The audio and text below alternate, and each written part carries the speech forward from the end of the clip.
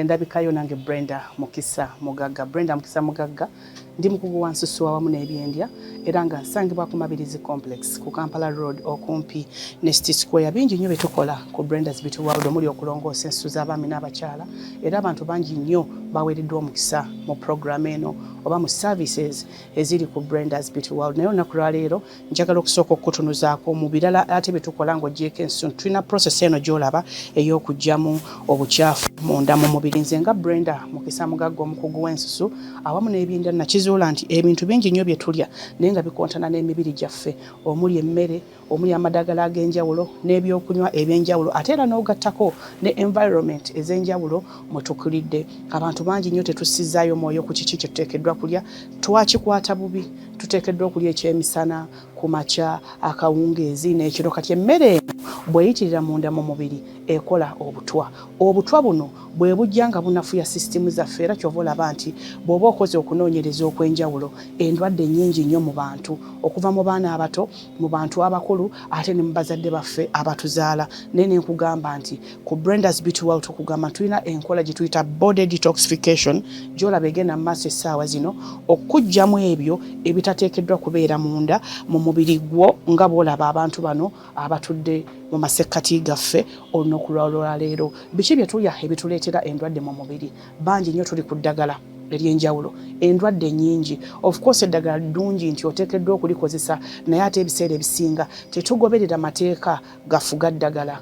Dokita agenda agamba nti nga tonnamira mpeke emu bweti kozesa 5 liters of water. Abantu abasinga obungi ekyo tetukikola. Olyaga nti naguze empeke yange nemirirako ekyokunywa ekipaakinge. Ekyokunywa already ekipaakingiddwa emyaka 2 emabega oba 3 kyongedde obutwa munda mu mubiri gwo kyandibadde kya muwendo nga tonnaba kukozesa ddagala lyonna nosooka osoma ku side effect ezikiriko era butya bw'oteekeddwa okuzeewala. Abantu bangi nnyo ennyingo zituluma tetukyasobola kusitama, emisuwa gisanyalala, gyasanyalala, tokyasobola kuyimirira, tokyasobola kufukamira abakyala, tetukyasobola kufukamirira baami baffe waka because emibiri gyaffe gyafuuka stiff. Kati bw'ojja ku Brenda's tukozesa ekyuma kino ky'olaba okuggyamu obukyafu munda mu mubiri. Ani yeetaaga okuggyamu obukyafu munda mu mubiri? Omuntu yenna kasoba ng'olina omukka ogussa oteekeddwa okweggyamu obukyafu munda mu mubiri gwo. Emmere gye tukozesa naye eyitako. Ogenda n'otereka emmere oluusi nga tugiterese nga tutaddemu ebyo ebigiyamba obutoonoonaka ng'ebijanjaalo, emiceere, ebintu bingi nnyo ebitambula mu ma stores ennaku zino. Kati buli lw'okozesa oba katugambe preservatives ezo zigenda kuzaala obutwa. At the end of the day bajja kugamba nti wafunye kye tuyita food poison oba weetaaga okujja ku Brenda's okweggyamu obukyafu. Buli muntu yenna akyetaaga era obukyafu bwaffe buno busiŋŋana nti ffenna tukozesa ebyokunywa byanjawulo era tuyingizaamu obukyafu bwanjawulo. Abantu tetunywa mazzi. Osanga omuntu nga nti nze mukyala Brenda nina ekizibu kya constipation, sigenda bulungi mu toilet, maze ennaku 3 oba 4 sigenda bulungi manju. Tukozesezza nnyo eŋŋano ate nga tonywa amazzi. Kati bino bye bigenda okuaffectinga okufuula omuntu ateesobola era kino kireetedde abakyala bangi nnyo okufuna ebizimba munda mu mbuto zaabwe olw'okuba nti obukyafu bungi nnyo. Ate era obukyafu buno buleetedde n'obulamu bwaffe kwegamba okwetabulatabula. Abantu abasinga obungi tulina kye tuyita partial madness, tulina akatwewungu. Osanga omuntu nga y'okwemula takiinaako buzibu, aba takyagadde nga y'omuntu naye obukyafu bw'alina bwe buba buliidinze ku mbeera eyo. Atulaba essaawa zino weetaaga okuggyamu obukyafu munda mu mubiri okusobola okukuuma obulamu bwo nga buli bulungi nnyo. Omanya otya nti olina obukyafu munda mu mubiri? Ofuna omutwe okuluma, otandika okweraliikirira, omutima gutandika okupakuka, ofuna obusungu obw'ettumbiizi.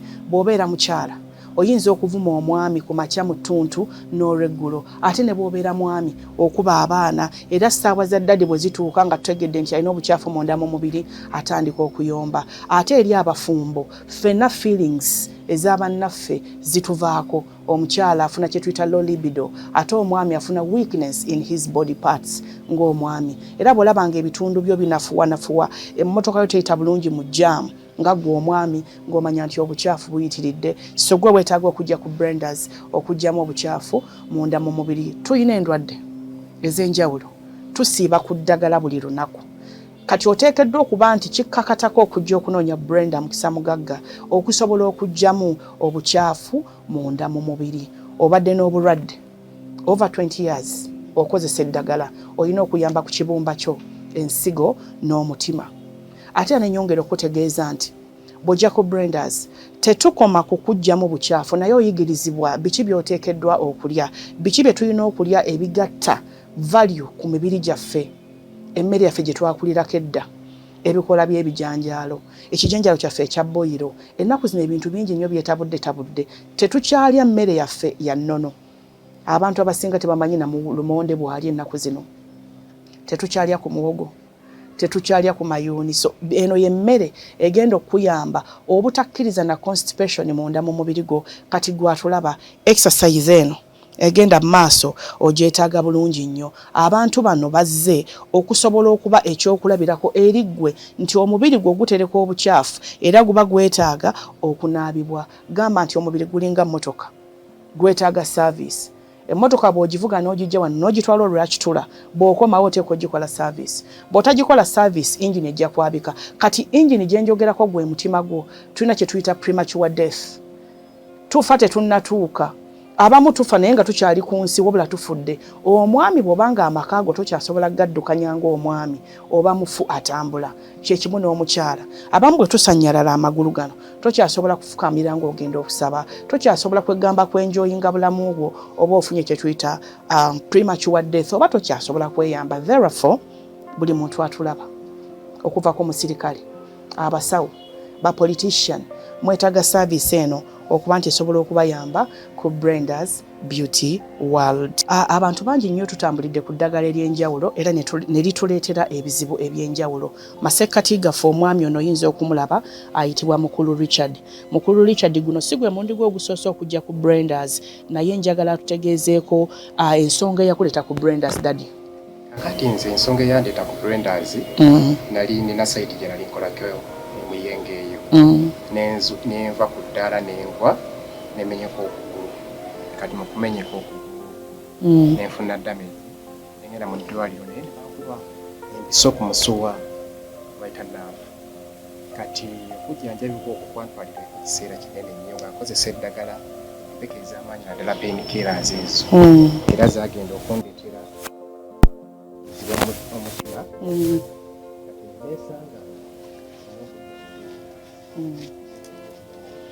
Bwe twakugyamu obukyafu wawulira otya?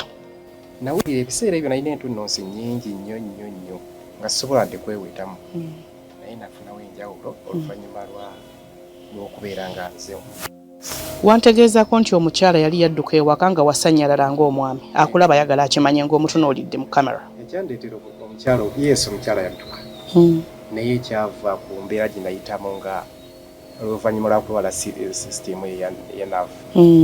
Omukyala yabeerawo ko kuba kyantwalira ebbanga lya mwaka mulamba n'ekitundu, mpaka omukyala n'alaba nga mbeera tabisobola kukozesa ddagala, asobola kwewetta, asobola nga ne baka bwebasi nembeeraawo.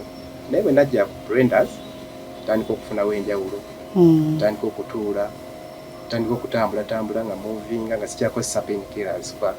Kusooka nali nkozesanga painkillers okutambula obutambuzi. Olunaku wakozesanga empeke mmeka akulaba ayagala akimanye? Olunaku nakozesanga empeke ezaziwera 13. Kale bimu sibijjukira bulungi naye nga okusinga zonna zaali za painkillers. Wawuliranga otya ng'amaka gadduse gagenze ng'omulenzi omuto? Ekyamazima zinawulira nga njagala obwafe nga ndaba nemereddwa ensi. Ekyamazima. Kati owulira otya amaka gatereera? We need that confirmation. Ssaawa eno ndi bulungi era y'ensonga sisobola kulekerera awo kuba nazuula nti omuntu olina okweggyamu obukyafu mu mubiri asobole okubeera obulamu. Abaami abakulaba essaawa zino amaka gaabwe nago gaazikira, tegakyayita mu jjaamu, ennyombo ziri mu bufumbo, obawa amagezi ki abakulaba? Abaami abo amagezi ge mbadde mbabandiseeko mu Brendas Beauty World nabo ne babakolako. So ninayo n'emikwano gyange emirala nabo balina obuzibu bw'okunywa akabiya ako. Bandibadde bajja ne babajjamu obukyafu kuba ne kabiya ako kaleetera ddala abasajja abasinga obungi okuvamu amaanyi. Kati owulira otya nga gwe omwami mu mubiri gwo generally? Ssaawa eno sisitemu yange simbi oluvannyuma lw'okugyamu obukyafu. kati mpulira ndi okay. Kale nenyongera okutegeeza omulungi atulaba essaawa zino nti kyabuvunaanyizibwa nnyo okuuma obulamu bwo nga bulungi nnyo. Abamu ku ffe mostly tuli bazadde tulina abaana baffe abato, tekyandibadde kirungi n'ofa n'oleka abaana bo nga tebannabakubaako we batuuse. Yes, okufa kyalubeerera naye tulina okwewala kye tuyita premature death. Bannaffe ababeera mu nsi ez'ebweru bwe muba mukomyewo ewaka mukosa nnyo ebyokulya ebirudde mu mafriji kwegamba nga byonna bireese obutwa naye nga tolina kukola nti tolina wonoofuna ttooke, tolina wonoofuna jjuuniso. Muva Bulaaya tulaba essaawa zino weetaaga okujja ku Brendas okola kye tuyita body detoxification, oyambe obulamu bwo. Sukaali akuluma, olina akawuka ka mukenenya, omubiri gwe gutandise okuba ebintu ebyo ebya black ate nga toyagala abantu bategeere. Nze nkwadvisinga nti bw'oba ozze ku Brendas tugenda kukenenulamu obukyafu. Kino kigenda okuteeka obulamu bwo ku next level. Ate nenkuyigiriza biki by'oteekeddwa okulya kubanga we are focusing okulongoosa olususu kungulu ate ne munda. Oyigirizibwa butya bw'olina okunywa amazzi. Lwaki oteekeddwa okukosa ku okra? Lwaki oteekeddwa okukosa ku celery? Ku Brendas tukola juices ez'enjawulo era nga bino bye bimu ku bisobodde okuyamba abamu ku mikwano gyaffe abatulaba essaawa zino. Oludda luno nina omukyala, omwana ow'obuwala. Ngenda kumusaba butereevu akulaba nti omutegeze ku mannya go beautiful girl. Amanya nze ndi maama Nalongo Nowela. Ndi customer wange ku Brendas Beauty. Abakulaba baagala bamanye lwaki ozze ku Brendas olwaleero Nalongo Hope Nowela. Ku Brendas bannange kyenyinza bagamba kiri kimu, omuntu atanaba kujja ku Brendas osubwa. Omukyala ng'oli eyo okoyo okulabika obubi, oli myaka 5 jangu kukakasa bojja ku Brenda ogenda kulabika nga wa myaka 3. Guno gwe mulundi gwo ogusoose okujjamu obukyafu. Alright, tutegezeeko. Guno omulundi gwange nga gwakutaano. Naye buli lwenzijjamu obukyafu mu mubiri enjawulo ebeera y'amaanyi nnyo. Owulira otya ng'oggyemu obukyafu? Akulaba ng'omutunuulidde ayagala akimanye? Buli lwojja wano n'ojjamu obukyafu ku Brendas owewuka. Okay. Owulira ng'owewuse. Okay. Ogenda okulaba ng'olususu lwo lwokka lulina engeri gye lutandise okutangaalamu simply because nti obeera okulumiza ebikyafu. Olabika bulungi onyuma okutunuulira. Abakulaba baagala bamanye what is the secret? It's I use Brendas products. Mukyala gwe ali eyo, omwami omuvubuka, kyenyiza okugamba kiri kimu, love yourself, jangu Brendas ofune oils olabike bulungi. Abantu baagala okumanya Miss Nowela Nalongo. Nalongo biki ebyamuleetera ebikyafu bino? Ebikyafu bino ndowooza kulyalya. Biki by'otera okulya nga gwe Nalongo? Nalyanga nnyo bichapati. Nalyanga nnyo ebintu naye nga tesinywa amazzi. Sali munywa amazzi actually nabiyigira wano era weebale nnyo mukyala Brenda. Mukyala Brenda yanjigiriza okunywa amazzi nga bwenkola ne detox eno. Okay. Nze nanywanga obuugi, ndya bichapati byange, ndya emmere yange. Ng'ekyokunywa amazzi oba okudetoxinga sikikola ki sikirowoozaako. Abakyala bangi beegayaaliridde endabika. Obawa amagezi ki nga gwe Nalongo wa Ssaalongo? Amagezi gembawa abakyala abali eyo. Love yourself. Mbadde njagala ngambeko ku mukyala ali eyo. Totunuulira nsawo y'omusajja. Tolinza omusajja yabakuwa ssente olyoka ogula ekizigo.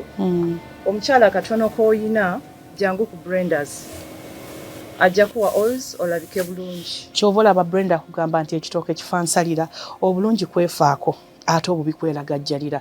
Jjukira nti osobola okuba ng'olina ekizigo ekirungi ddala ekirongoosa olususu. Naye bw'olemererwa okweggyamu obukyafu, obutuli buno tebusobola kulongooka. Kakitegeeza nti ebizigo tebijja kusobola kuyingira.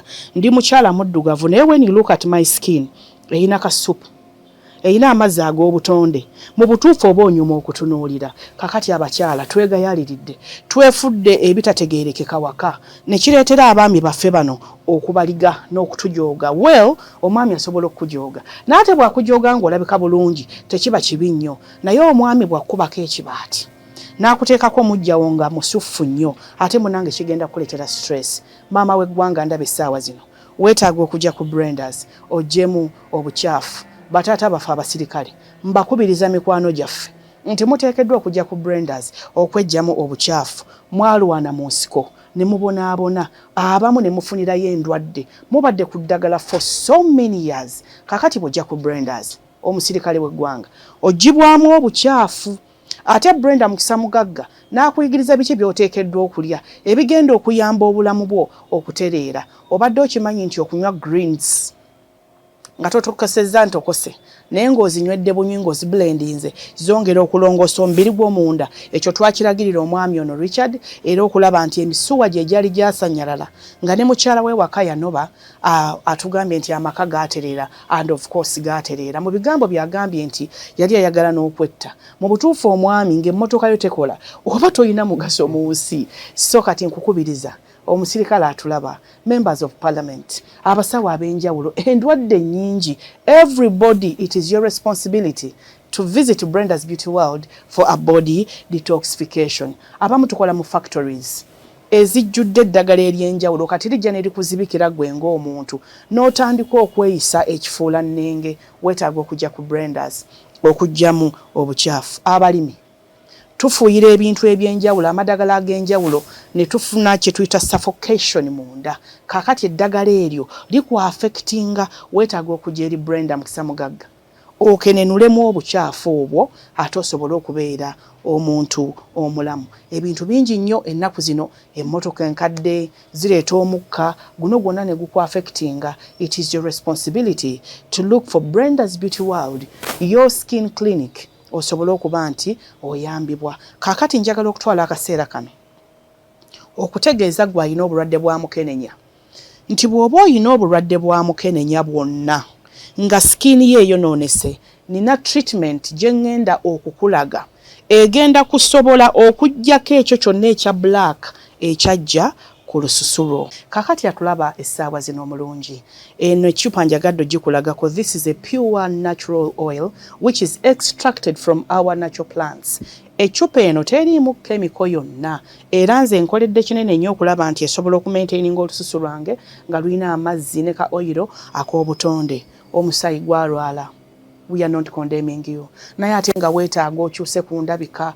ebya bbulaaka bikukubye eno ecupa gye weetaaga okusobola okubeera omuntu omulamu bwe tubanga omusaayi gwaffe mulwadde tukuba kisipi tutandika okufuma noba nga totegeerekeka face terabika bulungi teri moist emikono engalo amagulu wenna ng'oyengedde tokyategeerekeka ecupa eno egenda kubanga ekuyamba bulungi nnyo ogitwala n'ogiteeka mu bizigo byo n'ogyesiiga egenda kukolera omulimu omutuufu osigale ng'onyuma okutunuulira ku ofiisi batandise okuyisaamu amaaso mukenenya akuleetedde ebitonyeze eno botto ekumala okuzza ku mutindo omukyala atulaba naawe omwami atulaba nze nkugamba tokkiriza kuva ku main endabikayo kyekitiibwa kyo sigala ku main ogenda ku ssomero ly'abaana ne batandika okuyisaamu amaaso taata wa gundi yalwala maama wa gundi mulwadde kyekyaleeta Brenda's Beauty World okutegeeza nti ecupa eno yokka gye nakuleetedde it is just enough to reverse your appearance mikwano gyaffe abali e Bulaaya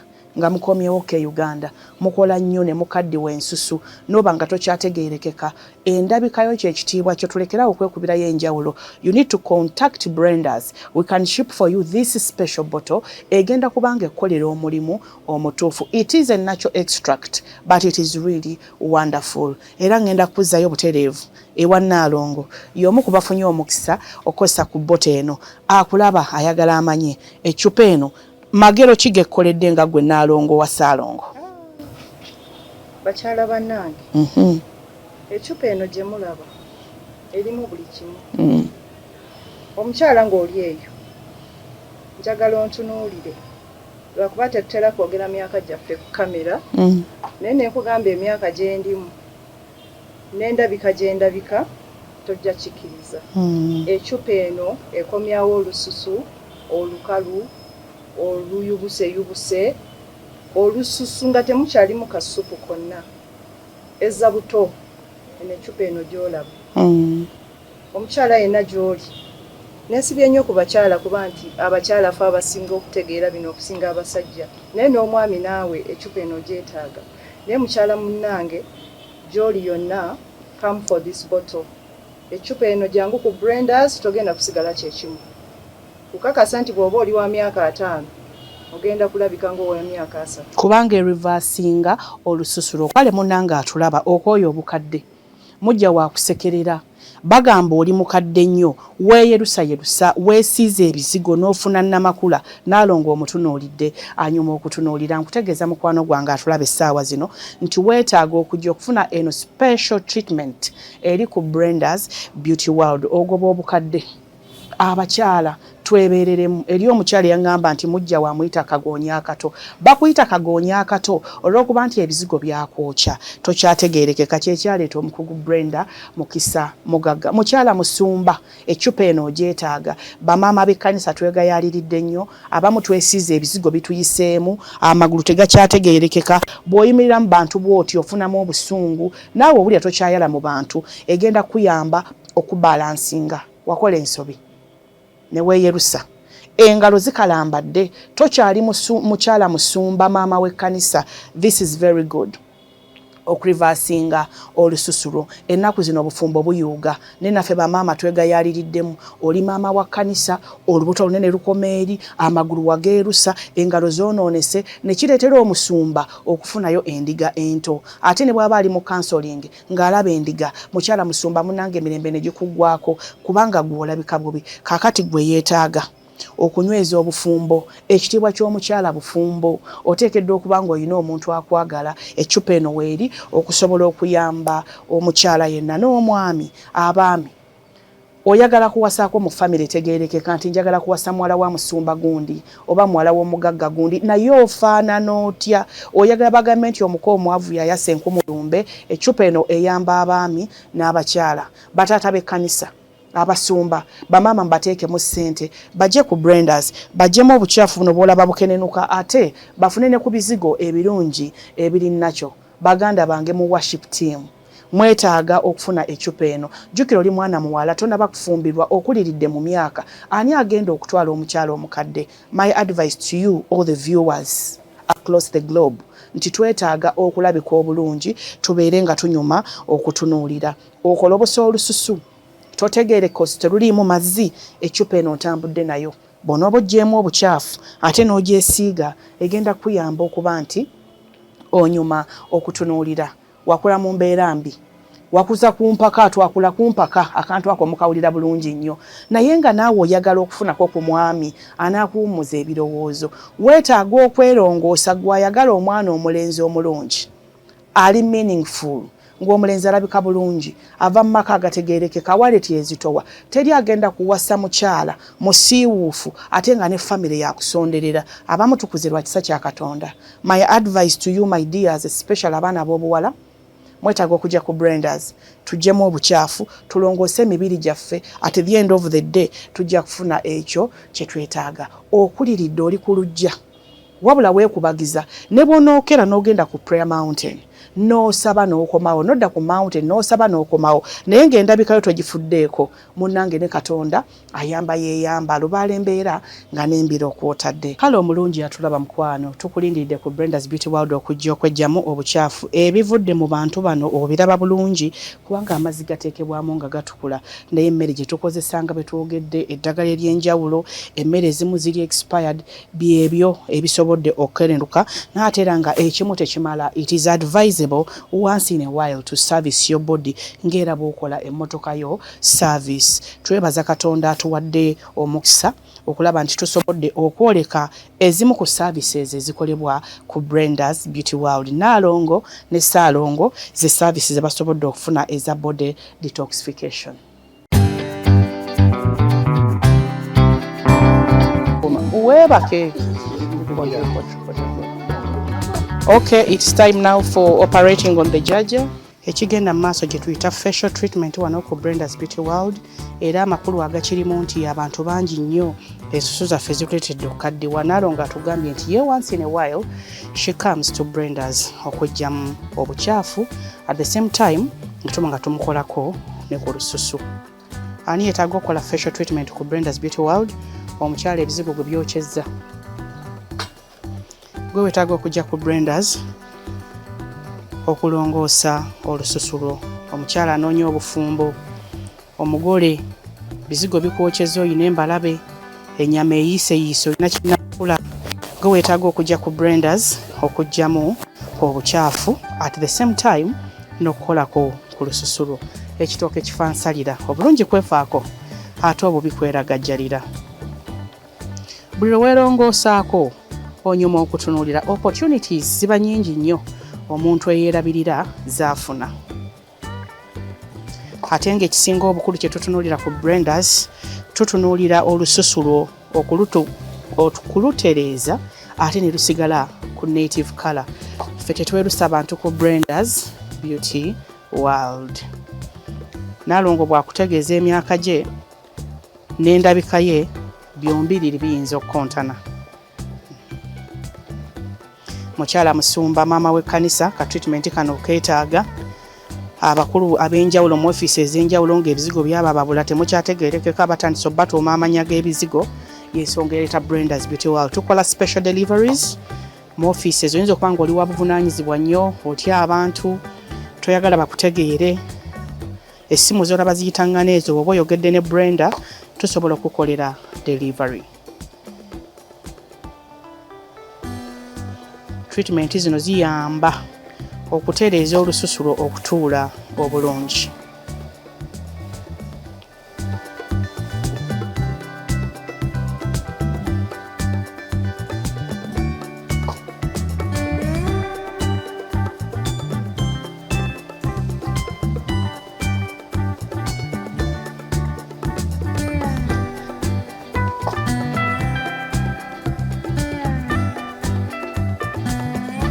Kati omuzadde omwana bw'omuleeta irizibwa ekyokukola okuva eri omukugu Brenda Mukisa Mugagga omwana we oba omutegekedde ekyomuwendo mu future ye.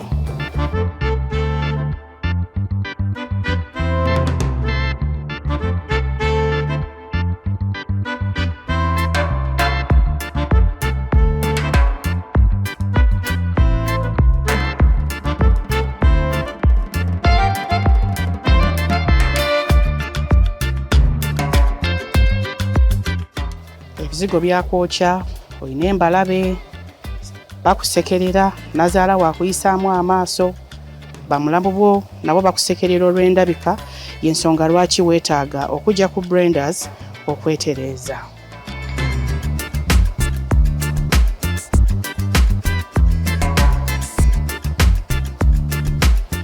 Ku Blenders Beauty World tetwerusa bantu byonna bye tukuwa bigobenkanyanya naye ng'osigala ku langi yo ey'obuzaaliranwa.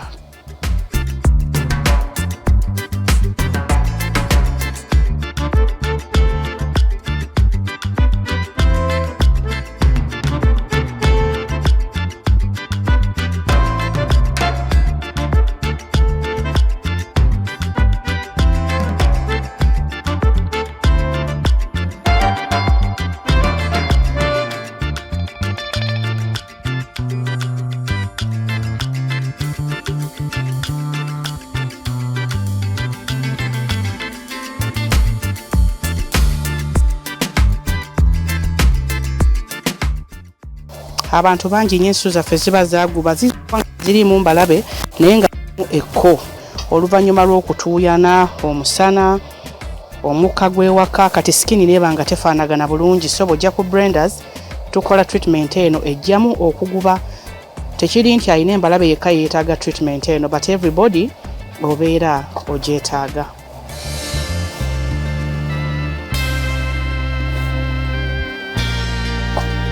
Maama w'ebizigo byamwokya tulina treatment egenda okuyamba okuggyamu n'amakulu yo.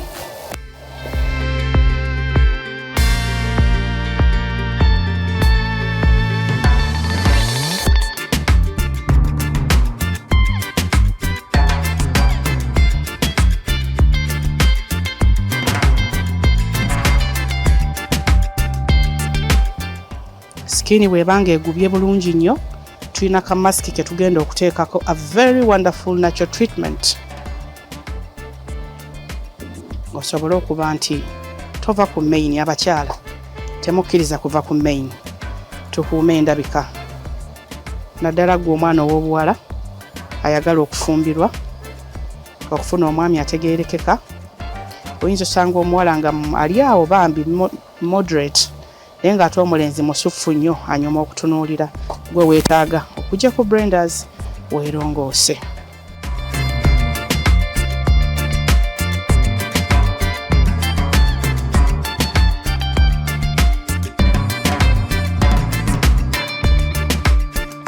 Ka treatment kano kenteekako kagenda kuyamba Nnaalongo olususu lwe okwongera okuzimba obulungi.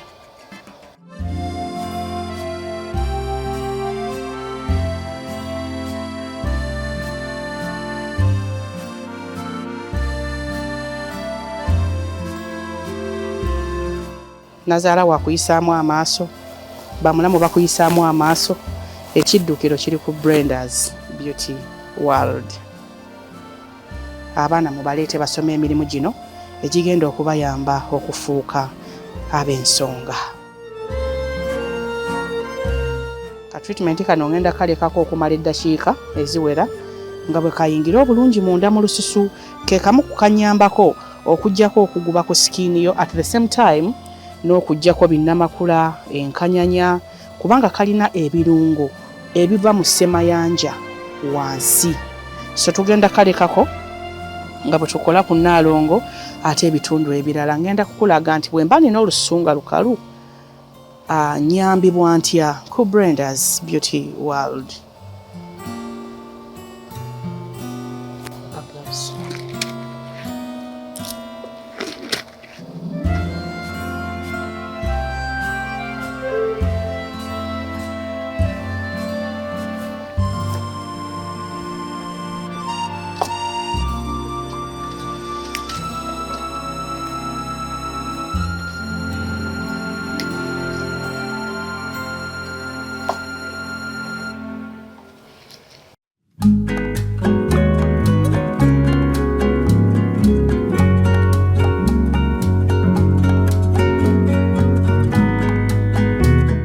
Kakati tugenda kola gye tuyita body treatment ku mukyala Nnaalongo wa Ssaalongo.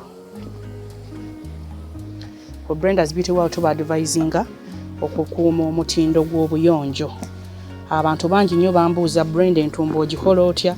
Entumbo yange abaana ba Brenda's bagirongoosa, bagiscrubbinga, era mu butuufu bwe nnyambala mbeera nnyuma okutunuulira. Eno yemu ku treatment gye tukozesa ku Brenda's Beauty World.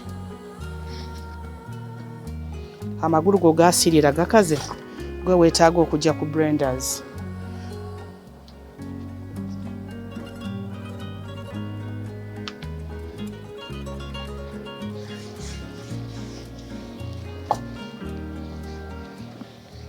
Amagulu nga gakaze, ebizigo byakwokya, eno ye treatment gye tukusookako okusobola okuggulawo obutuli bw'olususu.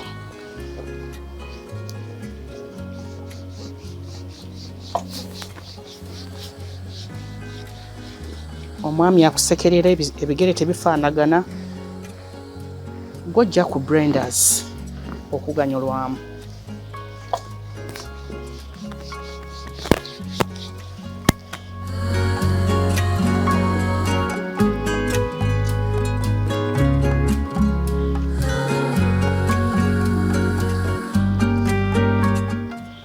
Era bw'oba oleese omwana we ne tumutraining omulimu guno kigenda kumufuula ow'ensonga.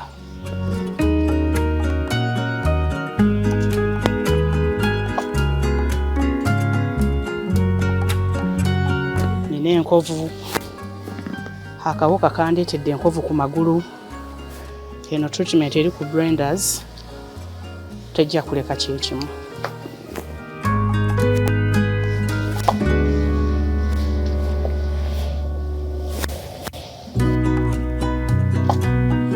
Amagulu gannuma tulina special massage kwe tukola ku Brenda's.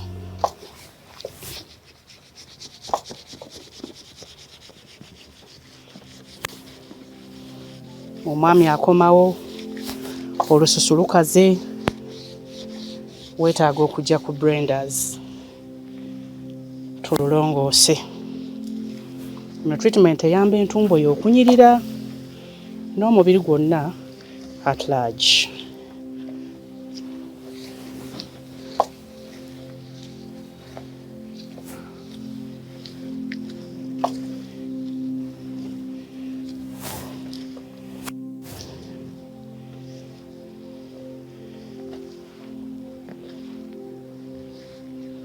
sukali akuluma, olususu lukaze, this treatment will help you.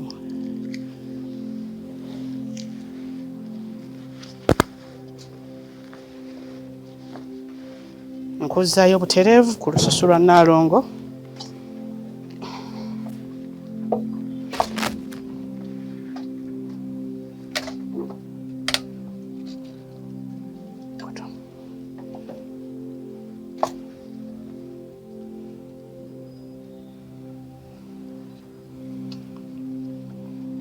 Kasitiimu kano kamuyambyeko, kati tugenda kuba nga tuluggyako.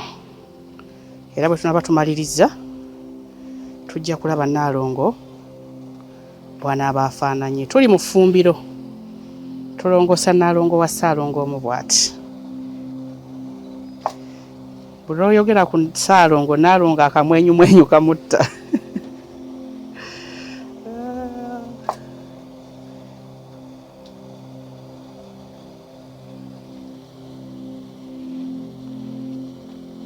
Tuli ku Mabirizi Complex ku Kampala Road okumpi ne City Square.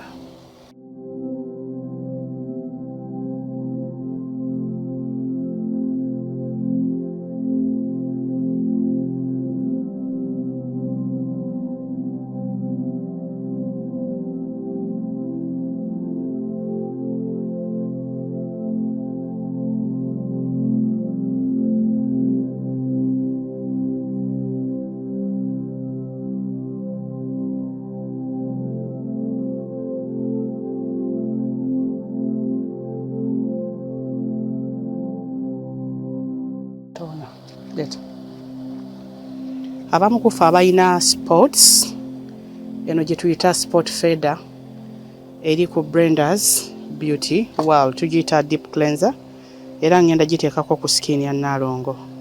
Ate bwe malo giyisaako ndyoke nteekeko eno toner gy'olaba. Toner amakulu gaayo biba bikuyamba okufaanagana, okubalansinga. Otunda manda, enfuufu ekufuumuukira, omukka mungi, stress ekutawaanya, embalabe zikulumye, zikuleetedde enkovu. Treatment zonna tuzirina butereevu ku Brenda's Beauty World. Bwe tumaliriza okuyisaako kano akandibadde nga ka deep cleanser, ate ngenda kuteekako kano ka toner. Byonna biyambe Nnaalongo skin ye okufaanana obulungi. Ate ndyoke nteekeko ka oil ka Brenda's akasala emyaka.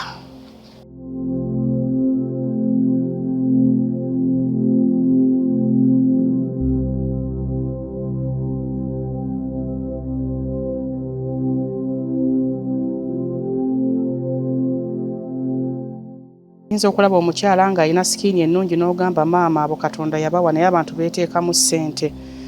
Teweekubirayo njawulo, weefisizeewoko kadde oyite ku Brenda's Beauty World.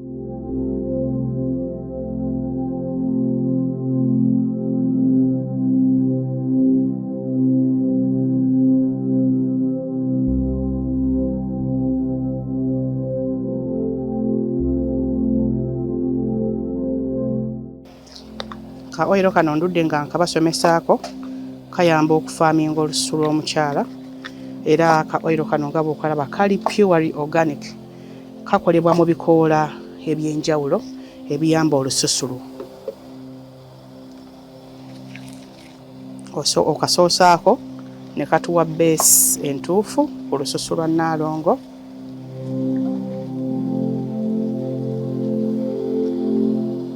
Ate ne ndyoka nteekako eno botto yange. Eno botto eyamba okufaaminga olususu. Tosobola kukaddiwa ng'ogikozesa. Era yakekkerezebwa nnyo eri ggwe wenna anaaba agitutte, obeere ng'ogi applyinga ku lususu lwo. Oyina enkanyanya, ka botto kaakano ntambudde nako kawa olususu lwo a very wonderful foundation.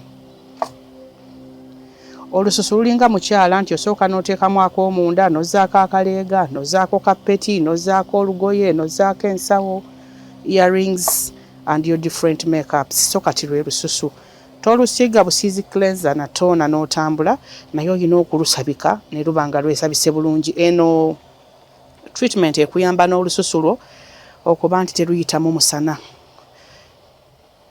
oba kyewandiise sunburn. Bw'oba otunuulira olususu lwa Nnaalongo essaawa zino osobola okulaba nti eddiba liweereddwa foundation engumu.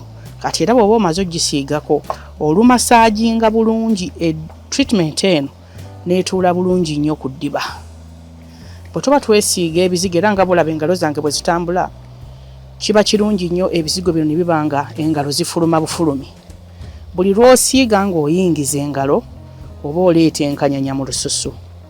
So kati olina okwesiiga naye ng'engalo zifuluma bufulumi. Waggulu w'ekisige engalo zirina okufuluma. If you look at Nnaalongo at the moment, the before and now, enjawulo ebeera visible.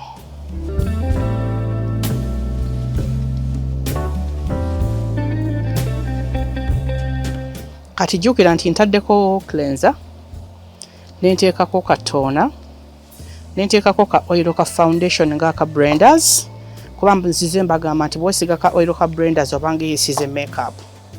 Ate bwe nkamaliriza ne nteekako eno skin activator, kati ngenda kusembyayo ekizigo kya Blenders. Spatula. Otwala obudde ng'omasaajinga ka oil kano okuyingira obulungi nnyo mu lususu. Oyagala omwami agulire emmotoka naye ofaanana otya? Gw'ayagala emmotoka. Oyagala omwami ajja akyala ewa maama ofaanana otya? Kakati ngenda kuteekako ekizigo kya Blenders kisembeyo ku lususu lwa Nnaalongo. Ate awo nkutwale ku part 2 ey'okusomesa abaana ab'obuwala emirimu gino. Ekizigo kya Blenders kino kigaana olususu okukaddiwa. Mukenenya nnuma olususu lwonoonese kyekimu ekitayinza kubula mu package. Maama yakuweerera, maama neyeeresa byonna n'osoma. Kakati kano ke kaseera ak'okuriwardinga parent ng'omuyiwamu ku kizigo ekiri ku Blenders Beauty World. Era ntwala akakisa kano okwebaza abaana bonna ababeereddewo bazadde baabwe, bamaama abatadde mu baana ssente mwebale, abantu bonna abatubeereddewo mu ngeri emu oba endala, tubasabira Katonda abawe omukisa. Bangi nnyo tuyambiddwa nga nange Brenda mwendi okusobola okufuuka kye tuli olunaku lw'olwaleero, era siyinza kwerabira kutumira mu kaseera kano omusumba wange, taata wange, omusumba Samuel Kubbiri awo ankozeemu omulimu munene nnyo okulaba nti Katonda anfudde omuntu ow'ensonga. Daddy, I appreciate you. God bless you. Jjukira bw'oba weesiiga ekizigo kino towalabuka buwalabusi. You take your time.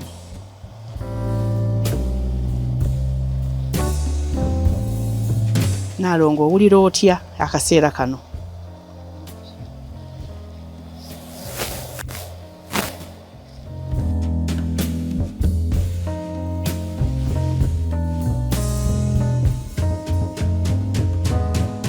Oyinza okwetegereza olususu ku kamera right now.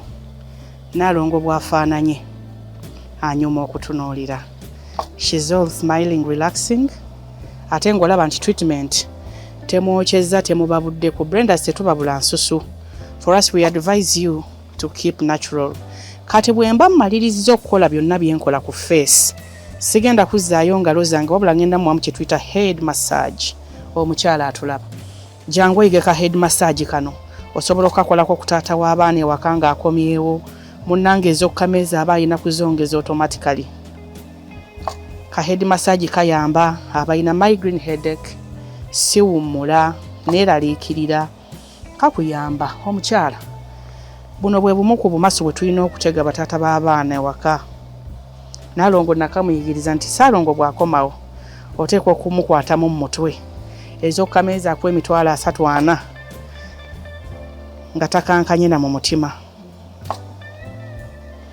wetegereze face ya Nalongo, she's all smiling. Kitegeeza nti ka treatment kamunyumira. Kakati omutwe gukuluma, oyina stress, weeraliikirira, bw'ojja ku Brenda's Beauty World tukola bulungi nnyo kano ka head massage. Bataata baffe mukoowa, abaami baffe mukoowa.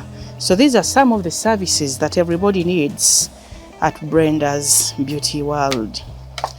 Abaana ab'obuwala abali eyo abakuba ebyeyo bambi mukoola nnyo ne mukoowa, bwe muba muzze mwetaaga ofuna zino service ku Brenda's Beauty World. Naye n'ennyongera okukusomesa nti kyabulabe nnyo okukwata mu nviiri ate n'odda mu face. Ebizigo bino eby'enviiri bireeta ate obukyafu ku lususu ate ne kikuleetera okureactinga. Kyokola nti bwe nvudde mu face ya Nalongo sizizaayo ngalo, wabula nyongera okumukolako ayongere okunyumirwa Salongo we.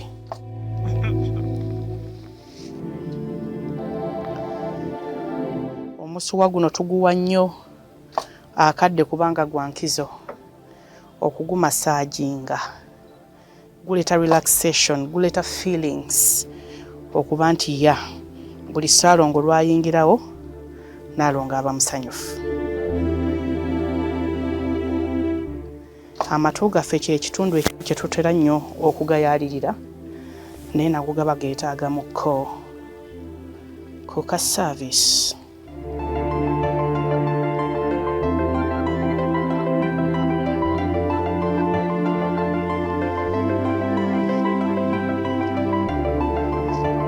Ngenda kusaba Nalongo atuule ng'akyayina essuuka ye abantu basobole okumulaba. Relax my dear, just sit. Camera record.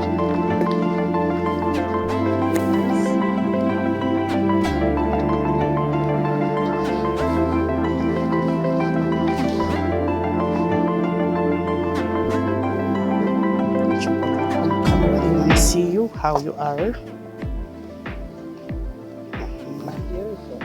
Owulira otya Nalongo wa Salongo mu bw'ati? Abakyala beegayaalirira. Mukyala alina mujjawe omw'amagezi ki? Mujjawe anyirira ye tanyirira. Mukyala baagambye nti abaami tukooyo tuleetera abakyala batategeerekeka to compete with us.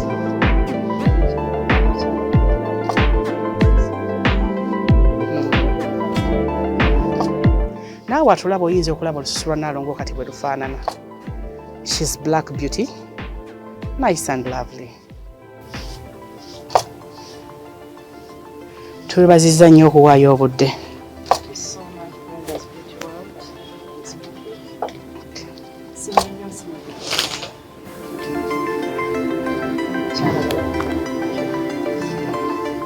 Zakameeza bannaye mutooleko mugyeko ku Brenda's Beauty World. Si nnyingi mujje. Nze sirinda Salongo kumpa. Ndi mukyala mulimi naye bwe mba nkungudde n'entunda ebijanjaalo oba kasooli nzijjako ku Brenda. Ate ndi mulimi nteekeddwa kufaanana nnimiro. Ndi mukyala mulimi. Nalongo mulimi era terutuletera ku matooke, ku bbiriŋŋanya, waba tekubeera mukyala mukozi. Salongo mugambe yakagamba akamusukkulumya ku baami bonna.